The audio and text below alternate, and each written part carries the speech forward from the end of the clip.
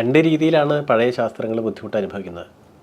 അധികമായിട്ട് അതിനോടുള്ള ഭക്തി കാരണം എന്തെങ്കിലും ആഡ് ചെയ്യാൻ പാടുമെന്ന് അറിയില്ലാത്തതുകൊണ്ടും പാടില്ല എന്ന് വിശ്വസിക്കുന്നതുകൊണ്ടും വിശുദ്ധമായിട്ട് എന്താണോ പറഞ്ഞു വെച്ചത് അത് അവിടെ തന്നെ നിർത്തിയിട്ട് അങ്ങനെ കൊണ്ടു നടക്കുന്ന ഭക്തി കൂടിയവർ, ഇതിലൊന്നുമേ ഇല്ല എന്ന് പറഞ്ഞ് അത് മുഴുവനായിട്ട് തള്ളുന്നവർ, ഈ രണ്ട് കൂട്ടരെ കൊണ്ടുമാണ് ശാസ്ത്രം സ്റ്റക്കായി നിൽക്കുന്നതെന്നൊരു തോന്നലുണ്ട്.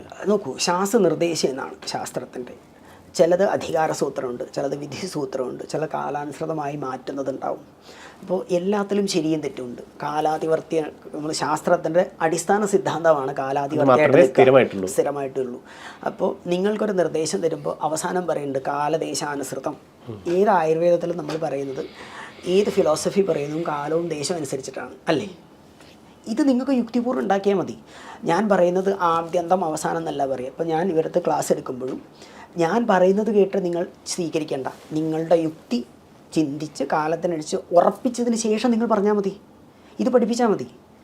അപ്പോൾ നിങ്ങളൊരു ഗുരുനാഥനടുത്ത് പറയേണ്ടതും ഇത് മാറ്റണ്ട എന്ന് പറയേണ്ടത് ഞാൻ മാറ്റണം എന്നല്ല പറയുന്നത്. ഇതിൻ്റെ യുക്തി ഇന്നതായാൽ ഈ കാലത്ത് കുറച്ചും കൂടെ ഗുണകരമാണെന്ന് പറഞ്ഞാൽ മതി. ഭാരതത്തിൻ്റെ ഒരു പ്രത്യേകതയുണ്ട് രാജേജി, ശരി തെറ്റെന്നൊരു സാധനം പറയാറില്ല. ഞങ്ങൾ പറയുക ശരിയിൽ നിന്ന് കൂടുതൽ ശരിയിലേക്കാണ് യാത്ര. അപ്പോൾ നിങ്ങളുടെ തെറ്റല്ല.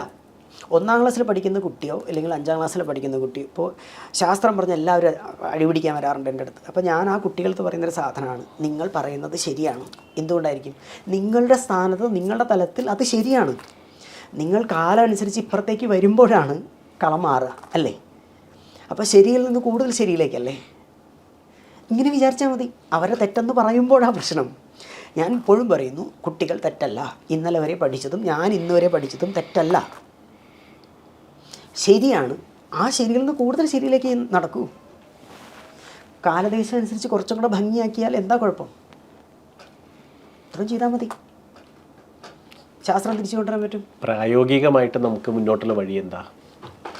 ഇപ്പോൾ നമ്മൾ നോക്കിയിടത്തോളം ഇപ്പോൾ സ്വാമിജിയെ മാത്രമാണ് ഞാനിപ്പോൾ ഇങ്ങനെ ശാസ്ത്രങ്ങളുടെ പാരസ്പര്യത്തെക്കുറിച്ച് സംസാരിക്കുന്നത്. പൊതുവേ സന്യാസിമാർ മോക്ഷം അല്ലെങ്കിൽ സാധന അല്ലെങ്കിൽ അങ്ങനെ ജീവിതത്തിൽ നിന്ന് അകന്നു പോയിട്ടുള്ള കാര്യങ്ങൾ, അപ്പം പിന്നെ നമുക്ക് ആ വഴിക്ക് പോയാൽ മതി.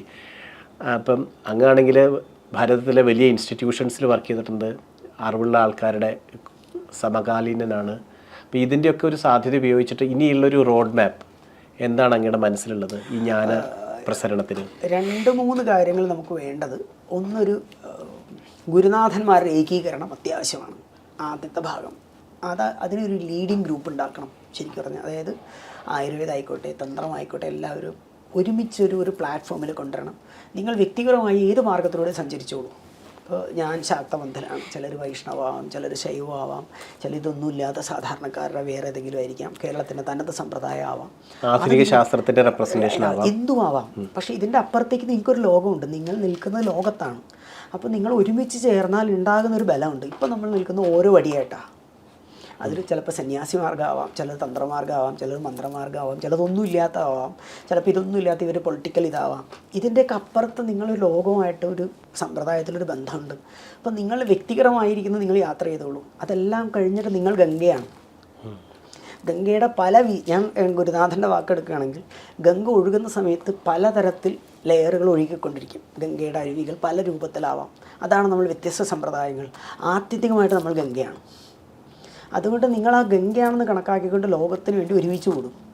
നിങ്ങളുടെ വ്യത്യസ്ത അറിവുകൾ ഒരുമിച്ച് ചേരുമ്പോൾ ഉണ്ടാകുന്ന ആ ഗംഗയാണ് നമ്മളുടെ ഭാരതത്തിൻ്റെ ആധാരം. നിങ്ങൾ വ്യത്യസ്തമായി നിൽക്കുന്ന കാലത്തോളം ഗംഗ പൂർണ്ണമല്ല. അപ്പോൾ ഞാൻ ശാക്തബന്ധമാണ്, അങ്ങ് ആയുർവേദമാണ്, ഇത് പൊളിറ്റിക്സ് അല്ലെങ്കിൽ ഒരു പൊളിറ്റിക്കൽ സയൻസ് ആണെന്ന് പറഞ്ഞാൽ അതെല്ലാം വ്യക്തിഗതമാണ്. ഈ വ്യക്തി എന്നത് മാറിക്കഴിഞ്ഞാൽ നമ്മൾ ഭാരതത്തിൻ്റെ മക്കളാണ്, അല്ലെങ്കിൽ ഗംഗാ പ്രവാഹമാണ്. ഒരുമിച്ച് നിൽക്കൂ. ആദ്യം വേണ്ടത് ഗുരുക്കന്മാർ ഒരുമിച്ച് നിൽക്കുക എന്നാണ്. നിങ്ങൾ ഒരുമിച്ച് നിന്നില്ലെങ്കിൽ പിന്നെ കുട്ടികളെങ്ങനെ ഒരുമിച്ച് നിർത്തും? ഒരു കോളേജിൽ പോയിട്ടുണ്ടെങ്കിൽ ഡിപ്പാർട്ട്മെൻറ്റുകൾ വേറെയാണ്.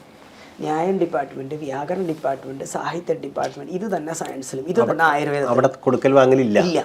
അപ്പോൾ നിങ്ങളുടെ ഡിപ്പാർട്ട്മെൻറ്റ് നിങ്ങളുടെ ധർമ്മത്തിലാണത്, നിങ്ങളുടെ വ്യക്തിധർമ്മത്തിലാണ് നിങ്ങൾ സ്പെസിഫിക് പറയുന്നത്. ഞാൻ കൗമാരഭൃത്യമാണ്, ഞാൻ ഇന്നതാണെന്ന്. ആത്യന്തികമായിട്ട് നിങ്ങൾ ആയുർവേദം എന്ന ശാസ്ത്രത്തിലാണ്. ആ ആയുർവേദം ഭാരതത്തിൻ്റെ 18 വിദ്യകളിലൊന്നാണ്. You are representing there. അപ്പോൾ നിങ്ങളത് കഴിഞ്ഞ് വന്നാൽ നിങ്ങൾ ആ ശാസ്ത്രത്തിലൂടെ യോജിച്ച് നിൽക്കൂ. അപ്പോൾ നിങ്ങൾ ഒരുമിച്ച് നിന്നാൽ കുട്ടികൾ ഒരുമിച്ച് നിന്ന് കൊടുത്തു വാങ്ങലായി. ആദ്യം ഞാൻ സ്ഥിരമായിട്ട് പറയുന്നതാണ്, ആദ്യം ഗുരുക്കന്മാർ ഒരുമിച്ച് നിൽക്കൂ. നിങ്ങൾ ഒരുമിച്ച് നിന്നാൽ അതിൻ്റെ താഴെയുള്ള സകലരും ഒരുമിച്ചാവും.